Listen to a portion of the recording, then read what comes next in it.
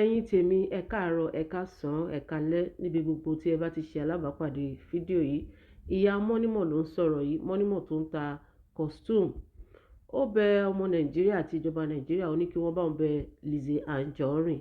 Gbogbo wa láti rí rògbòdìyàn tó ti ń ṣẹlẹ̀ láàrin wọn láti bí oṣù bíi mélòó kan báyìí lórí wípé alájà Lizzy wọ́n máa ń wọ gold kan.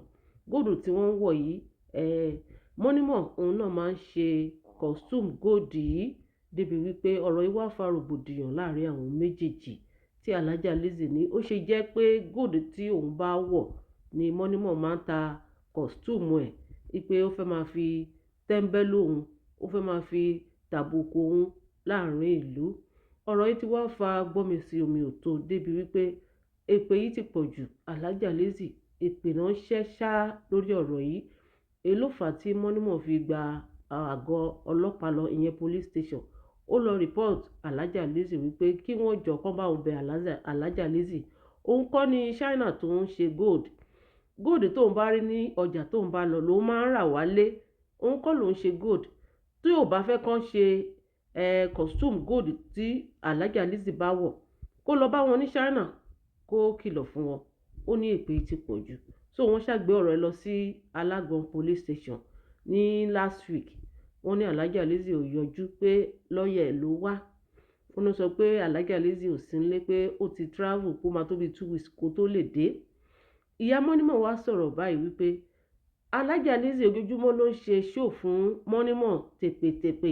Wọ́n dẹ̀ ní kò sí nílé. Wọ́n gbọ́rọ̀ yẹn lọ sí station, kò yọjú. Ṣùgbọ́n ojoojúmọ́ ló ń ṣépè fún ọmọ òun lórí ayélujára. Ẹ̀yin tèmi, gbọ́ nǹkan tí màmá yìí sọ nípa alájà Lizzy. Ó ní kí Nàìjíríà àti ìjọba àpapọ̀ kí wọ́n jọ kán gba ọmọ òun lọ́wọ́ Lizzy o, òun ò bí púpọ̀ o. Ẹ gbọ́ nǹkan tó sọ nínú fọ́nrán yìí. Ó máa gbẹnu tán. Ẹ jọ̀ọ́ ẹ jẹ́ kí n rí kọ́mẹ̀ntì yín lábẹ́ fọ́nrán yìí. Ṣí opinion yín lórí ọ̀rọ̀ alájà Lizzy pẹ̀lú Mọ́nímọ̀. Ẹ ṣí opinion yín.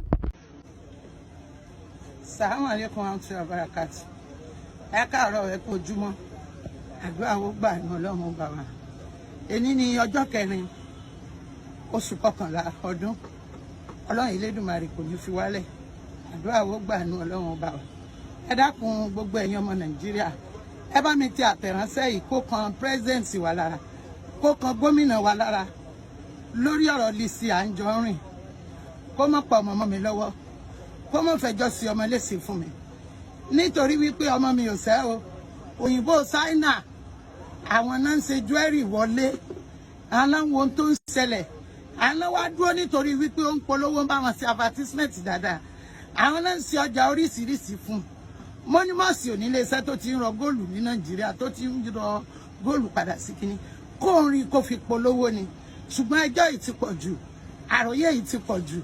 Lizzy Anjorin kò jẹ́ ká nísinmi. Tèpètèpè tí gbogbo ẹ̀. Mi ò sì fẹ́ kí n kọsẹ̀ níwájú ọba tó ní mi tó lè ṣe tó ṣe. Tó lágbára lórí àti ṣe, torí pé ẹnu mi yìí mo fi ń tún tọmọ aráyé ṣe ni mi ní fi bá tọmọ aráyé jẹ.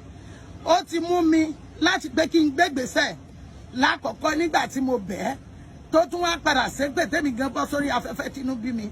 Ṣùgbọ́n ẹni tó bá ní ẹbí gidi nílé àtẹ̀bí ọkọ àti àwọn olólùfẹ́ mi ní alájà kí lẹ ṣe yìí fún, ẹ ti ju gbogbo eléyìí lọ, ẹ fílẹ̀, a sì fílẹ̀, a sì gbẹ́jọ́ ẹ̀ lọ bá jọba láti pé kán bá ń gba orúkọ ọmọ mi kúrò lẹ́nu ẹ̀, kó ṣe tiẹ̀ kí kálukú ṣe tiẹ̀.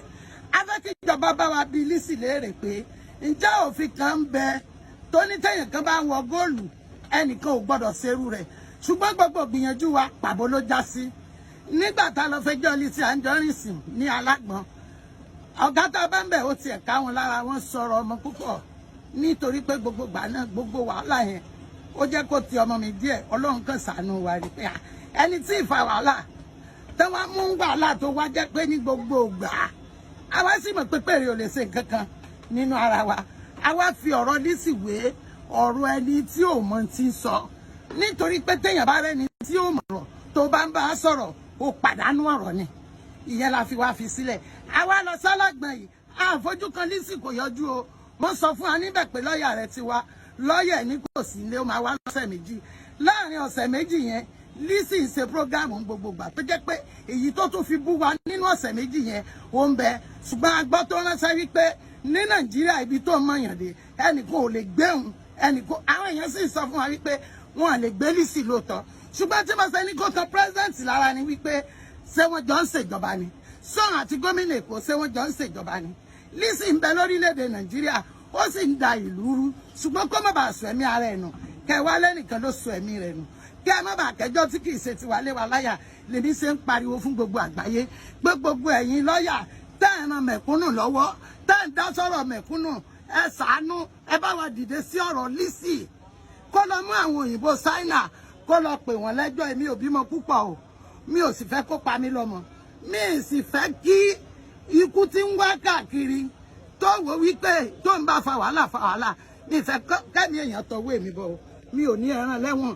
ṣùgbọ́n ẹbí mi sọ fún pé ọmọ ti tèmi mo ní lọ́lá àásì àtàyọ̀ká ọmọ Sàlámì ayálímì nǹkan kò gbọdọ̀ sí ẹgbàá mi ẹ ràn mí lọ́wọ́ mi lẹ́nìkan téèyàn bá dẹ̀ lẹ́nìkan ó máa ń ké pe àwọn orílẹ̀-èdè rẹ̀ ní pé ẹ ṣèrànlọ́wọ́ fún mi ẹ ṣèrànlọ́wọ́ fún mi Lizzy ti ní alágbára ní òun nínú ìlú yìí kò sẹ́ni tó lè mú òun nítorí wípé gbogbo ẹ̀ tí ń bẹ́ẹ̀ bẹ́ẹ̀ lòun mọ̀ sọ́wọ́ jọgàtí ò jọgàtí amúyàn lọ sí police station àfojú kan ṣùgbọ́n tó bá jẹ́ pé mẹ̀kúnnù ní Lizzy lọ pé wọ́n á tì í mọ́lé Lizzy òṣùrùnjọ́ kan ní police station ó sì tún ń bú wa tẹ́rì fi wà ńlẹ̀ ẹ dákun ẹ bá mi ti ọ̀rọ̀ mi kó kun nílé la kó kun ara òkú lára wípé mo sọ wípé gbogbo ọmọ Nàìjíríà ẹ gbà mí lọ́wọ́ Lizzy ẹ bá mi sọ fún mi pé ọmọ tèmi kéré o kó fọmọ mi lẹ̀ o kọ́lọ́ Elédùmarè ọba tí mo dúró tì ọba tí kì í dojú tì ni ọba tí máa ń ṣàánú ẹni ògbìjà kẹrù òbò níjà mo mọ̀ pé tí ń gbìjà torí tí ò bá gbìjà Lizzy ò ní pariwo ara rẹ̀ pé mo ní lọ́lá gbé lọ sí kóòtù nígbà tó wà gbé lọ kóòtù tí kò yọjú àwa ti wò pọ̀lẹ̀ làwa àwa ti rọra jókòó ara wa ṣùgbọ́n fúnra ara rẹ̀ náà ló tún fẹnu kéde fáyé mo wá jí láàárọ̀ yìí ni mo rí nínú ìròyìn kan tí ń sọ wípé wọ́n sọ wípé àwọn wo bí tẹ́jọ́ Lizzy àti mọ́nímọ̀sì tó máa jáde sí Lizzy ń fẹ́ ká hùwà tá a fi jẹ̀bi àwa ò sì ní jẹ̀bi torí ilé ọlọ́gbọ́n láti wá kọ́ba tó ní wá kó mọ̀ fi wálẹ̀ President Tinubu ẹ̀ ní ṣìṣe o ìdààmú ò ní bá yín o ọba tí ń tò yóò bá yín tò ẹ gbà mí ẹ rà mí o mo bẹ̀ gómìnà Sanwó-Olú ẹ dákun ẹ gbà mí bípa ọlọ́pàá ò bá ká Lizzy láti gbé láti bá wa kìlọ̀ nílé ọ̀rọ̀ kó fọmọ mi lọ́rùn lẹ̀ mo mọ̀ pé pàtí yín ó kà ẹ dákun ẹ ṣàánú mi mo fọlọ́ ń bẹ̀ yín ọba tó nílẹ̀ ọba tó lókè ọba tó lóhun gbogbo ọba tí máa ń gbìjẹ̀dá kó gbìjà wa dà èmi Lizzy ò lè jẹ́ kí n sì sí tọ́lá Ànábì Muhammad Rasulullah wọ́n sọ pé